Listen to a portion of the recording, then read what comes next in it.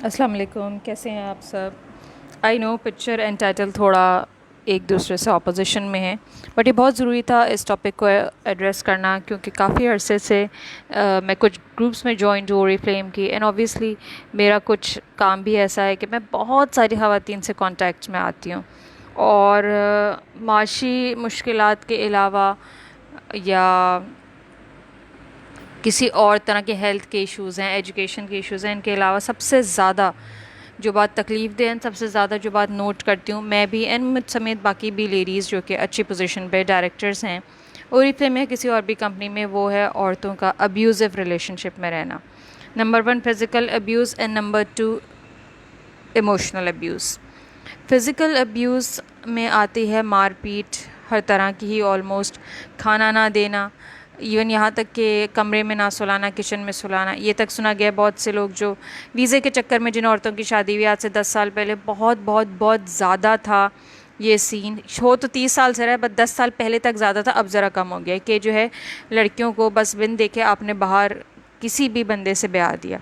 यहाँ तक हुआ है कि उनकी चैट नहीं हुई, उन्होंने कभी लड़के को देखा नहीं था, सिर्फ पिक्चर होगी, वीडियो चैट भी नहीं हुई थी, और वो बाहर गई और वहाँ जाके पता चला कि लड़के के रिलेशंस है, हत्ता कि उसने पेपर मैरिज तक की हुई है। बहुत सी औरतें होंगी जो मेरी बात से 100% इत्तेफाक करती होंगी, या ख़ुद उनके साथ हुआ होगा, या वो एक आध स्टोरी ऐसी ज़रूर जानती होंगी। और उसके बाद उस बेचारी के पास ना फ़ोन होता था बाहर के कंट्रीज़ में, उस ज़माने में स्काइप व्हाट्सएप ये सब चीज़ें तो होती नहीं थी, तो उससे वो घर से निकलना और ये सब बताना भी अपने पेरेंट्स को मुहाल होता था कि मैं किस इशू से गुज़र रही हूँ। उसके बाद का रिएक्शन तो बात की बात है कि लोग क्या कहेंगे, पेरेंट्स क्या कहेंगे। वो सुना था कि जो उनको घरों तक में वो कैद रहती थी, क्योंकि जब बंदा बाहर जाता था वो लॉक करके जाता था घर, कि पूरे दिन घर में सड़ती मरती रहे। इवन जिनके पेरेंट्स भी साथ थे, यानी कि सास ससुर भी साथ रहते थे बाहर, वो भी इसी तरह औरतों को करते थे ट्रीट। इसमें ऐसी भी कहानियाँ आई हैं सुनने में कि बहुत अमीर लोग थे और वाकई में थे, झूठ नहीं बोला गया था, वो तक उन्होंने अपनी बहू को इस तरह ट्रीट किया कि उसको किचन में सुलाया, खाने को नहीं दिया, ख़ुद अच्छा खाया उसे नहीं खिलाया, पहनने ओढ़ने का तो आप छोड़ ही दें।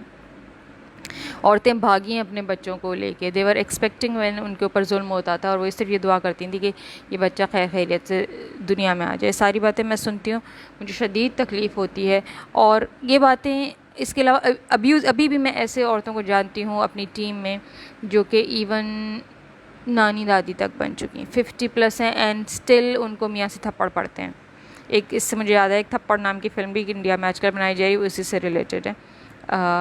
तो और वो सहती हैं। अब जिस औरत ने अपनी बच्चे ब्याह दिया, आप मुझे बताएं क्या वो एबल नहीं है कि वो अपना डिसीजन खुद ले सके। मुझे कोई एक कुरानी आयत, कोई हदीस कहीं बता दें जहाँ ये इस हद तक जुल्म सहना अलाउड है।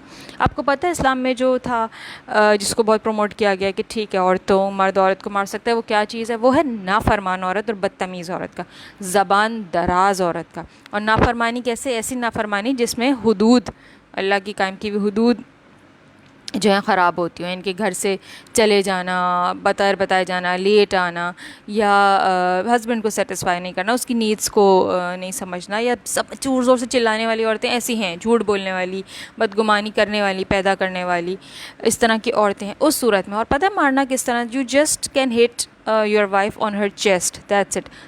मुँह पे, सर पे मारने का या धक्का देने का ऐसा कोई सीन ही नहीं। किस तरह, किस वक्त, किस अंदाज में मारना है, ये तक इस्लाम में लेआउट किया गया। एंड आई थिंक ये उतना ही है जितना एक औरत अपने बच्चे को भी मारती है, ठीक है? तो इसको अगर हम एग्जैजरेट करें, जो कि फेमिनिज्म होता है कि हाथ भी नहीं लगाओ, तो ऐसा नहीं है। एक तरबियत के लिए एक हाथ जो है वो 7 साल के बच्चे तक एक 30-40 साल की औरत उसकी माँ होते हुए, उसका बाप होते हुए उस पर उठा सकते हैं। तो एक नाफरमान बीवी के लिए ये चीज़ है।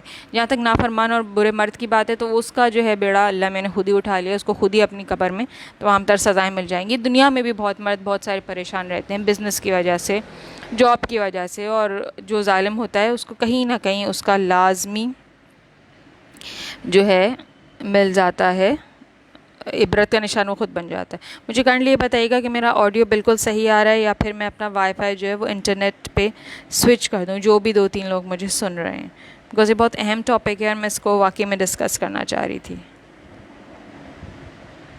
Hello, I hope people can reply me over here. Please इसको शेयर भी कर दीजिएगा, बहुत इंपॉर्टेंट टॉपिक है, and it has nothing to do with my business.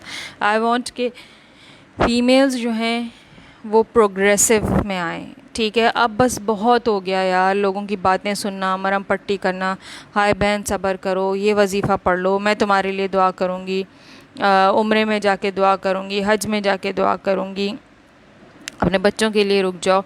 देखो एक आज से 10-15 साल पहले तो ये होता था कि इस अब्यूज़ को माना ही नहीं जाता था, एक्सेप्ट ही नहीं किया जाता था, ठीक है। मियाँ के घर से जनाज़ा उठेगा, ससुराल से जनाज़ा उठेगा, ये सब बातें आती थी। बट अब जो है ना, अब एटलीस्ट 10 साल से हुआ है कि औरतों ने, जो औरतें औरतों के ख़िलाफ़ होती थी, अब एटलीस्ट ये हुआ है कि औरतें औरतों के लिए उठी हैं। एटलीस्ट वो बोलती हैं कि यार ये अब्यूज़िव रिलेशनशिप है, यार इससे निकल आओ, यार इसमें मत जाओ, या वो कहती हैं कि इस तरह करो, इस तरह हैंडल करो सिचुएशन, जॉब कर लो, ये सब कर लो। नाउ इज़ द टाइम कि देखो हम लोग अगर माएँ बन चुके हैं तो हम लोगों को अब अपने बच्चियों के लिए सोचना है, ठीक है। तमाम फीमेल से मैं कहूँगी माशाल्लाह वो जो अच्छे हालात में, जिन नहीं किसी अब्यूज़ से गुजरी हैं, जो बुरे हालात में, प्लीज़ वो मेरे सुन रही हैं या बाकी लोग उनको प्लीज़ फॉरवर्ड कर दें। देखो हमने ना अब प्रॉपरली प्रैक्टिकली अपने लिए सोचना है। हम लोग वो वाली फेमिनिस्ट नहीं है जो बाहर जाएंगी आधे पौने कपड़े पहन के ढोल बजा के जो अपनी आज़ादी मांगेंगे। हमें आज़ादी नहीं चाहिए, हम बानमाजी बापर्दा और अल्लाह मज़ीद हमें तौफीक दे इस तरह की अच्छी औरतें, ठीक है। हमें अपने शौहर आगे ही चाहिए हमसे, हम उसकी बराबरी के इसमें कायल नहीं हैं। तो जो है इसलिए बहुत ज़रूरी है कि हम लोग अब प्रैक्टिकल ऐसी चीज़ें लें यार जो इस्लाम के लिहाज से हों, ठीक है। आधा पौना इस्लामी है हम सबका, मेरा भी, लेकिन जहाँ जितना पता है उस लिहाज से जितना हम कर सकते हैं ना, हमने ऐसे जो है औरतों के लिए राहें निकालनी है, ठीक है। उसमें सबसे पहला ये आता है कि अपनी बच्ची को जब से वो जवान हो रही है आप पैसे जमा करना सिखाओ, ठीक है। इस ब्रांड में करना, इस ब्रांड में करना। और आजकल टूर्स एंड ट्रैवल्स को बहुत ज़्यादा उभारा जा रहा है ना, तो बच्चे सिर्फ बस सारा पैसा जमा पूंजी टूर एंड ट्रैवलिंग में कर देते हैं। यार देखो वो बाहर के मुल्कों के लिए, बाहर के मुल्क में एक जगह से दूसरी जगह, एक कंट्री से दूसरी कंट्री, कॉन्टिनेंट से कॉन्टिनेंट, आप सबवेज से चले जाते हो, ट्रेन से चले जाते हो, उनको वीज़ा भी नहीं लेना पड़ता, ठीक है। और वो लोग क्या करते हैं, बस एक बैग में 2 कपड़े रख लेते हैं, एक पहना होता है, एक पीछे बैग में होता है, एक टिफ़िन होता है, एक बॉटल होती है, और वो हाइकिंग और इस तरह की औरतें होती हैं। ये वो वाला टूरिज़्म था जो किया हुआ था प्रमोट, ठीक है। टूरिज़्म इस एक्सपीरियंस को गैदर करता है, आपके दिमाग को चेंज करता है। लेकिन देखो हमने वो पूरे वेस्ट को ना यहाँ पे छाप दिया है, ये सोचे बगैर कि उनका वेस्ट का मसला ही शुरू होता है रिलीजन से। They are not religious at all. वो अगर अहले किताब भी हैं तब भी वो संडे चर्च को भी अब तो शायद कम ही कम जाते होंगे। तो हमारा उनसे कोई ताल्लुक़ नहीं है। हम टूरिज़्म को उस तरह, ट्रैवल को उस तरह प्रमोट नहीं कर सकते। हम लोग कर रहे हैं लेकिन हम गलत कर रहे हैं। हमारी करेंसी का रेट बहुत कम है, हमें वीज़े में ही इतना मसला हो जाता है, वीज़ा रिजेक्ट होता है। तुम्हारे 30,000 तो सिर्फ यूके वीज़ा के लिए चले जाते हैं, एंड बाकी हर जाके 10,000 तो लगते ही लगते हैं। सब जानते हैं, मैं भी टूर्स पे गई हूँ, एंड एवरीबडी नोज़ दैट। और आगे का तो छोड़ दें आप, जो उसके बाद का lodging, boarding, hoteling, travelling, shopping, इन सब का खर्चा आप छोड़ दें, 1.5-2 लाख ऐसे ही चले जाते हैं बंदे के, ठीक है। और वैसे भी हमारे यहाँ की औरतें जो है ना, वहाँ जाके वही बता रही हूँ, एक्सपीरियंस नहीं गैदर करती हैं, वो सिर्फ शॉपिंग गैदर कर रही होती हैं। इसके लिए ये लेना है, उसके लिए लेना है, ये शो ऑफ के लिए नहीं लेना है, ये सिर्फ भुगताने के लिए लेना है, टॉफ़ी चॉकलेट्स वगैरह बच्चों के लिए, ठीक है। ये पॉइंट बहुत इंपॉर्टेंट था क्योंकि मुझे स्टेप वाइज बताना है कि आपने लड़कियों को बताना है, देखो बेटा हमारी औकात नहीं है कि हम लोग सब ट्रैवलिंग और टूरिंग वाले बने, तो आपने जो जमा करना है वो अपने आगे वाले डेज़ के लिए करना है। थोड़ा थोड़ा करके लड़कियों को जमा करना सिखाएं। सूद फ्री अगर कोई बिज़नेस अपॉर्चुनिटी होती है, बैंक्स की तरफ लेके जाएँ जहाँ सूद फ्री जो है, मेरे ख्याल से मीज़ान में सबसे बेस्ट होता है, जो आप सर्टिफिकेट्स वगैरह ख़रीद लेते हैं। Make sure, again word use करूँगी, इसमें इंटरेस्ट या मार्कअप ना हो। मोड़ तोड़ के बैंक्स इस चीज़ को पेश करते हैं, मेक श्योर आप उसका फतवा देख लो, एंड इस तरफ लड़कियों को लेके जाएँ। गोल्ड भी बेकार चीज़ है, ठीक है। अपना छल्ला दे दिया, गले में चेन पहना दी बच्चियों के, बहुओं के, बेकार चीज़ है गोल्ड। सिर्फ जैसे गले में चेन है ना येलो कलर की, इस तरह का तोक बनता है ना, लड़कियां आगे उसे बेच सकती हैं, और मेरी अम्मी की मेमोरी, मेरी दादी की मेमोरी इसी में मर जाती हैं और कुछ नहीं करती, ठीक है। गोल्ड के रेट्स इतने अच्छे हुए हैं, 92,000 पे गए हैं पर ग्राम्स, जो है पर ग्राम टीवी पे भी आ रहा है। तो प्लीज़ इस पे आप लोगों को, इस पे मत लेके जाएं, मतलब ऐसे उसको बेचें और उससे जो है मज़ीद इन्वेस्ट करें, पैसे से पैसा बनाना सिखाएं हलाल तरीके से। कि लड़की एटलीस्ट अगर 15-16 साल की उम्र से जमा करना शुरू करती है तो 30 साल तक उसके पास इतना हो कि वो एक फ़्लैट ले सके, भले किस्तों पर ही सही, ठीक है। किस्तों पर फ्लैट्स बहुत सस्ती किस्तों पर मिल जाते हैं, ठीक है, आपको जो है मंथ का मुश्किल 40-50 हज़ार इस तरह करके देना पड़ता है 2 कमरों का। मैं बहुत एक्सट्रीम सिचुएशन की बात कर रही हूँ, जब औरत के पास कोई घर ना हो और वो बहुत मुश्किल में हो, तो छोटी से छोटी जगह भी, कराची में बहुत छोटी मोटी जगह हैं, सुरजानी टाउन है और इलाके हैं। मेरा ऑडियो एक्चुअली बहुत जगहों पे जाएगा, तो इसलिए सिर्फ कराची की बात नहीं कर सकती, मैं सिर्फ एग्जांपल के तौर पे कह रही हूँ। 2 रूम का फ्लैट, 1 रूम का फ्लैट आ जाता है अगर आप 15 साल की उम्र से जमा करना शुरू करें, आपके पास इतने पैसे हों कि 10-15 लाख आपके पास हो जाएं। पेरेंट्स भी तो ज़ाहिर बातें देते हैं ना, तो व्हाट आप लोग जो अपनी शादियों पे स्पेंड कर रहे हो, तो 9-10 लाख रुपए लड़की के अकाउंट में रखा है, रखो कि कभी भी किसी मुसीबत में हो तो किसी जगह चली जाए। लड़कियां जो हैं वो ये जो औरतों के इदारे होते हैं, इसमें ज़रा जानने पे कतराती हैं, कुछ इश्यूज़ होते हैं प्राइवेसी के, कुछ कि वो अच्छी स्टैंडिंग अच्छी नहीं होती। तो हमने अपनी बेटियों को इस तरह इंडिपेंडेंट करना है कि किसी भी मुश्किल वक्त में अगर वो हमारे पास नहीं आ सकें तो कहीं और जा सकें।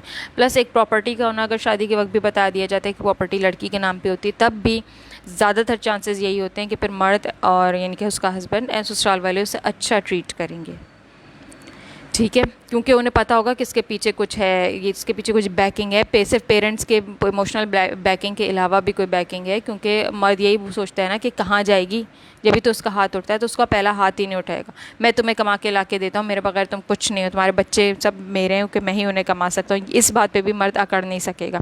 जो उन औरतों से बच्चे छीन लिए जाते हैं कि मर्द ही उनकी कफ़ालत कर सकते हैं, ये अकड़ तो बिल्कुल ख़त्म हो जाएगी। क्योंकि जब औरत बताएगी मेरा अपना घर है, मैं कमा के दे सकती हूँ, तो अदालत का फ़ैसला भी उस तरफ आएगा। मैं बहुत रियल बातें कर रही हूँ, बहुत रियलिस्टिक बातें कर रही हूँ, और ये वो चीज़ें हैं कि अब वक्त है कि हम लोग स्टेप लें।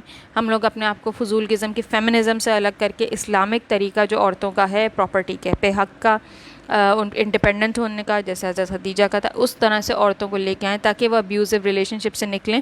एंड ज़्यादातर चांसेस यही हैं कि चूँकि वो खुद इंडिपेंडेंट होंगी तो उनको अब्यूज़ किया ही नहीं जाएगा। औरत को दबाया इसलिए जाता है क्योंकि वो एजुकेटेड नहीं होती, वो जॉब नहीं कर सकती, वो डरी हुई होती है, उसके पास वसाइल नहीं होते सिवाय वही अम्मी का गोल्ड का छल्ला और दादी की चेन और सास का कड़े। हर सास तो अपने कड़े ले ही लेती होगी वापस इन चीज़ों के। ठीक है, वो बाइक और कार्स नहीं ओन कर सकती। ठीक है, पैसे भी हों तब भी एक बहू जो है घर पे अपनी कार नहीं लेके आ जाएगी। आपको शायद ही किसी ऐसी इसका पता होगा चीज़ का। तो इन्वेस्टमेंट कराएं बैक पे, मेक श्योर करें लड़कियों की अब शादियों के जो है आप लोग चोंचले और शो ऑफ्स और ये डोलियाँ और ये जो इस चीज़ को भी कम मीडिया हाइप क्रिएट करें ना, इससे निकालें, अपनी बच्चियों को निकालें कि ये फजूल की हाइप की हुई मीडिया की टूर एंड ट्रैवल्स हमारे लिए सूटेबल नहीं है। शादियों में इस तरह का जोड़ा और वो अरेंजमेंट और फानूस और सोफ़ा सेट और इसमें 40-50 लाख निकल जाते हैं, इससे निकालें।